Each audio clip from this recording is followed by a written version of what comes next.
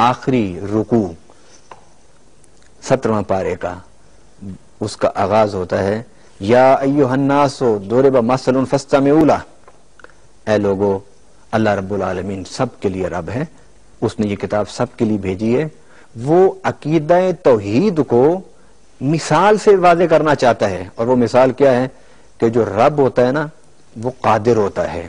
رب جو ہوتا ہے وہ خالق ہے، اللہ قادر اور خالق، یہ اس کی دو خوبیاں ہیں۔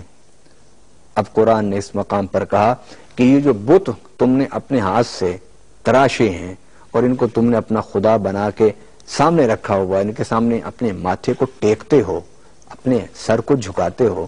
یہ بتاؤ کہ یہ خالق ہیں؟ یقیناً اس کا جواب ہے کہ یہ بت خالق نہیں ہے، بلکہ یہ تو خود انسان کے ہاتھوں سے مخلوق ہوئے ہیں، تو بھلا جو تمہارے ہاتھوں سے خود مخلوق ہوئے ہوں وہ خالق تمہارے کیسے، وہ خالق کیسے ہو سکتے ہیں؟ جو خالق نہیں تو وہ اللہ کیسے ہو سکتا ہے؟ اللہ تعالی نے فرمایا کہ میں نے تو آسمان اور زمین پیدا کیے ہیں، تم اگر انہیں الہ سمجھتے ہو تو انہیں کہو کہ ایک مکھی جو ہے مکھی پیدا کر دیں، مکھی بنائیں، کیونکہ اللہ کے لیے خالق ہونا ضروری ہے۔ گویا جو اہل ایمان ہیں، جو صحیح ایمان رکھنے والے ہیں، ان کا جو اللہ ہے اس نے تو اتنی بڑی آسمان پیدا کر دی، اتنی بڑی زمین پیدا کی، انسان کو پیدا کیا، شمس و قمر پیدا کیا، بحر و بر پیدا کیے، اگر تم ان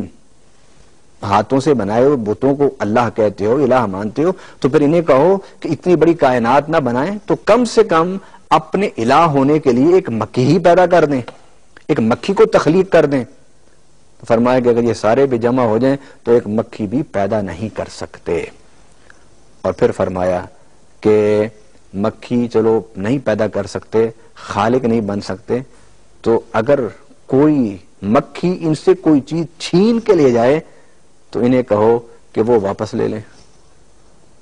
اور یہ وہ بھی نہیں کر سکتے کہ کوئی ان کے سر پر، ان کے ماتھے پر کوئی چیز رکھ دو اور کوئی مکھی اس کو اٹھا کر لے جائے، تم اپنے معبودوں سے کہو کہ یہ جو چیز مکھی تم سے چھین کے لے کے جا رہی ہے اسے ہی واپس لے لو، یہ وہ بھی نہیں واپس لے سکتے۔ فرمایا ضعف الطالب والمطلوب، یہ طالب اور مطلوب، یہ عابد اور یہ معبود، یہ کتنے کمزور لوگ ہیں، یہ کتنے، ان کے دلائل کتنے کمزور ہیں، ان کے معبود کتنے کمزور ہیں، ان کا نظریہ کتنا کمزور ہے۔